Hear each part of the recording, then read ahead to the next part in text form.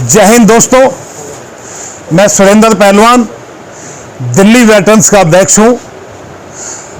आप सभी दिल्ली वेटरन्स में पधारे हैं, उसके लिए मैं आप सबका स्वागत करता हूं और धन्यवाद करता हूं आप आज इस मीटिंग में यहां पधारे हैं।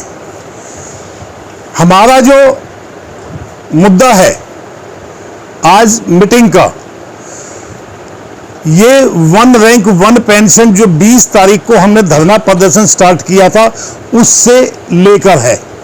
लगभग हमारे पास जो अभी तक इंफॉर्मेशन संगठनों की आई है, 35 संगठनों ने हमारे को आज टेलीफोन करके कल में आज में अपना समर्थन दिया है इस मीटिंग के लिए। कुछ मेरे पास लेटर भी आ गए हैं उनके लिखित में, और कुछ और एक दो आए हैं, वे भी आ जाएंगे। 35 से ज्यादा हो गए हैं। आज हमें यहां वसंत कुंज में क्यों इकट्ठा होना पड़ा? जो 20 तारीख को हमने धरना प्रदर्शन स्टार्ट किया था, एक सभी सैनिकों को इकट्ठा करके एक लोकतांत्रिक तरीके से अपने मुहिम को चलाएं। ये सबको मालूम है, देश के सभी फौजियों को मालूम है अब हमारे साथ अन्याय हुआ है, ज्यादती हुई है, चाहे वो किसी भी कारण हुई हो और किसी भी लेवल में हुई हो, लेकिन हुई है।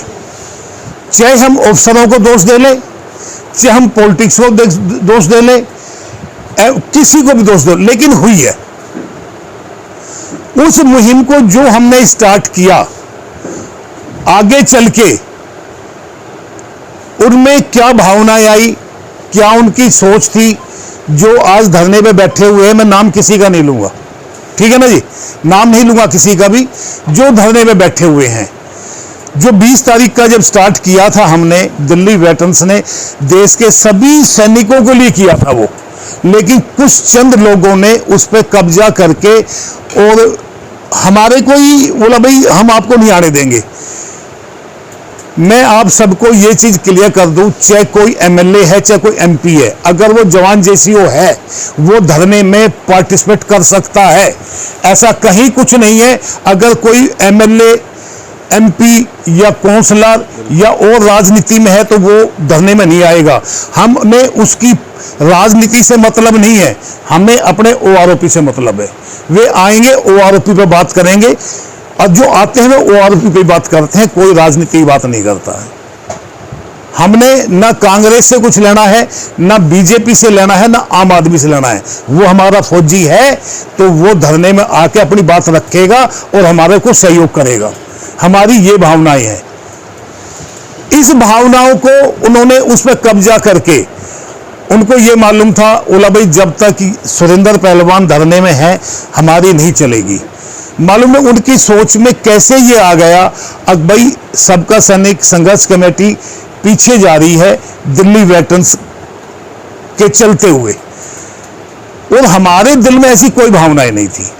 अगर ऐसी भावनाएं होती तो हम पहले 20 फरवरी से ही उसी तरीके से अपने उसमें चलते।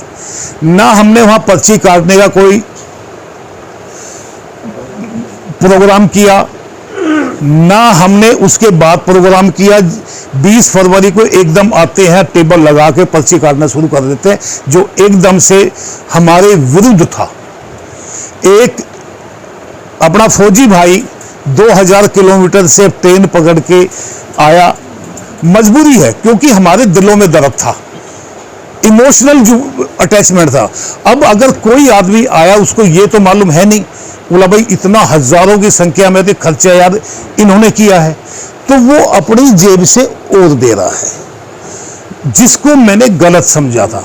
जब हमने खर्चा कर दिया तो 20 तारीख को वहां कलेक्शन नहीं होना चाहिए था। उसके बाद धरना चलता है तो फिर कोई देना चाहे तो दे।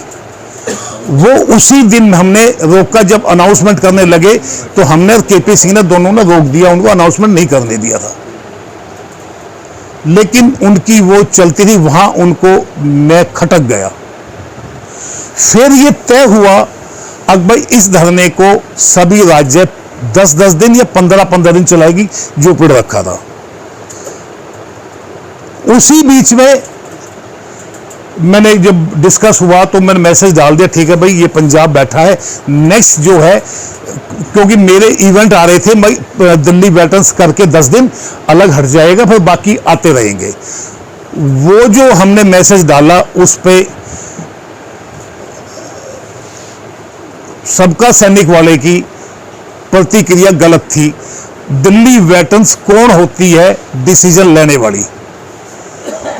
अरे भाई, दिल्ली वेटरन्स ने तुम्हारे को स्टेज दिया है, प्रोग्राम शुरू कराया है, और दिल्ली वेटरन्स के लिए सारे काम किए है। परमिशन उन्होंने भी लगाई थी, जो उनकी रिजेक्ट हुई थी। कोई भी आदमी आरटीआई लगा दे डीसीपी ऑफिस में, साफ आ जाएगी लिखित में, बोला भाई ये परमिशन सिर्फ दिल्ली वेटरन्स की थी, सुरेंद्र पहलवान के नाम से, ये आ जाएगा।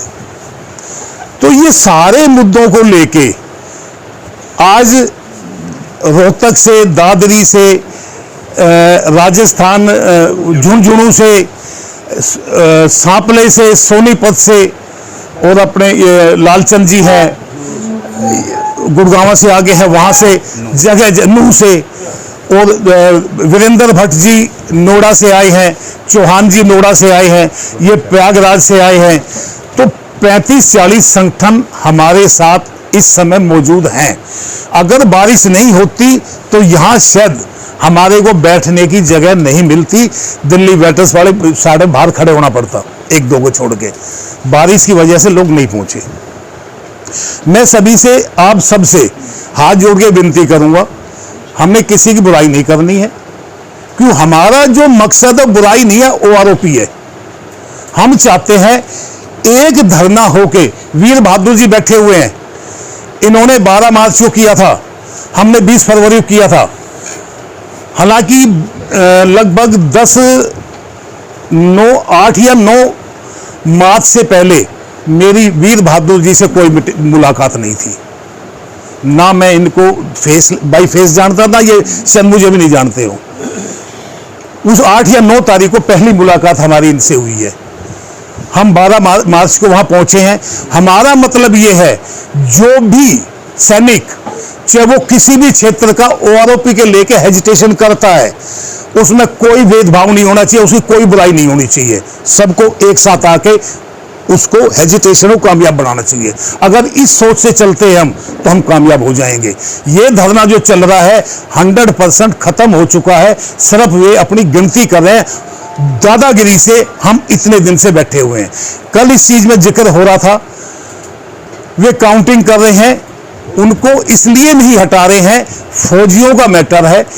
अगर कोई ज्यादती हो गई, इमोशनली वे वीडियो बनाएंगे और फैलाएंगे, फौजी इकट्ठे होके सरकार को उल्टा ना पड़ जाए, वरना उनका प्रदर्शन, धरना बिल्कुल खत्म हो चुका है। अब इस धरने प्रदर्शन को आप सब मिलके अगर एकजुट हो जाते हैं, वीर बहादुर भी हमारे साथ है, हम भी वीर बहादुर के साथ है। साथ नहीं है तो 3 आदमी नहीं है, सिर्फ मात्र 3 आदमी साथ नहीं है। उनको कैसे तोड़ के लाओगे?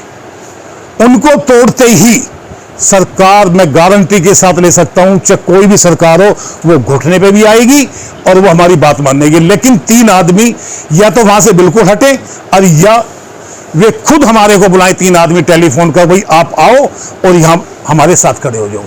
जब मैं 29 अप्रैल को अपने फौजी भाइयों के कहने पे, बुजुर्ग सैनिक भाई हैं, मेरे अंदर अहम नहीं है बिल्कुल भी। 4 आदमी आ गए, मेरे को बोला भाई ठीक है आए, स्वागत, मैं हट गया। आप लोग भी वहां थे।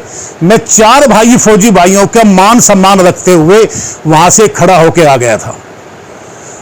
अपने तरीके से, भाइयों की मदद से, जैसे सलाह मुझे मिलती है उस तरीके से मैं इस 1 रैंक 1 पेंशन के काम को, इस मुहिम को आगे बढ़ा रहा हूं। राजनाथ जी से हमारी मुलाकात हो चुकी है, हमने अपने पॉइंट रखे, दीवान जी ने बड़ी एक चीज बारीकी से रखी है। एक कल भी मैंने, हालांकि प्रेस कॉन्फ्रेंस में हिस्सा नहीं लिया, मैंने वैसे अपने पॉइंट रखे हैं कल भी, और उसमें मैंने खुल के बोला है, मैं नाम नहीं बताऊंगा कहां मीटिंग थी वो, 99% ऑफिसर थे, मैं डिसेबिलिटी की आई, आखिरी मेरे को मौका दिया बोलने के लिए। मैं बोला जी, एक तो मैंने इसका विडोज का और रिजर्विस्ट का और जो मेडिकल बोर्ड आ जाते हैं, इन तीनों की एक पेंशन करने के लिए, मगर 9,000 में काम नहीं चलता साहब। इसमें पॉइंट रखो, जो एक सिपाही की पेमेंट है वो बेसिक होनी चाहिए, 20-21 हज़ार जो भी है उसकी वो होनी चाहिए, जब एक विधवा अपने बच्चों को पाल सकती है। दूसरा मैंने पॉइंट रखा डिसेबिलिटी का, मगर जी हमारा ये पॉइंट रखो, जो 100% डिसेबिलिटी हो जाती है, चाहे वो सिपाही है चाहे वो जनरल है, बेसिक पैसे काउंट नहीं करोगे, वो एक ग्रांट होना चाहिए, चाहे वो आप उसमें 1 रुपया रखो चाहे 1 लाख रखो। तो वह जो फौजी थे, कुछ होने मुंह बनाया वहां देखा मैंने, लेकिन बहुत ज्यादा तालियां उस पर उठी। हम चाहते हैं डिसेबिलिटी बेसिक से हटा के और ग्रांट करें उसको, जैसे ऑफिसर, भाई मेरी अगर बेसिक 1 लाख है, 100% डिसेबिलिटी है तो 1 लाख रुपए होगी मेरी, आपकी 15,000 रुपये तो 15,000 मिलेगी, वो डिफरेंस है। वो हटकर ग्रांट मिला जी, पैर ही कट गए दोनों के तो ग्रांट मिलना चाहिए, बेसिक वहां हट जानी चाहिए। ये हमने मुद्दे अपने रखवाए हैं और ये बहुत जल्दी, आज आ जाओ कल आ जाओ, नेशनल न्यूज में आएगी। बहुत बढ़िया, ठीक है जी, नेशनल न्यूज में आएगी। और मैंने बड़े ही, मेरे साथ KP सिंह भी थे वहां, इन्होंने एक्स ग्रुप 6200 का एक्सप्लेन किया था, तो काफी अच्छा हमारा कल का वो हमने वो रखा था। हो सकता है बुधवार का हमारे को उम्मीद है राष्ट्रपति महोदय से हमारी मीटिंग के लिए, अगर कल हमारे को मंडे को हमारे को कंफर्म हो जाएगा होगा तो हम 21 आदमी यहाँ से एक डेलीगेशन जाएगा राष्ट्रपति जी से मिलने के लिए। अभी एक एक करके जो जो अपने पॉइंट रखना चाहे, पहले वीर बहादुर जी आप लेंगे या डांगी जी आप लेंगे, यहीं से ले लो।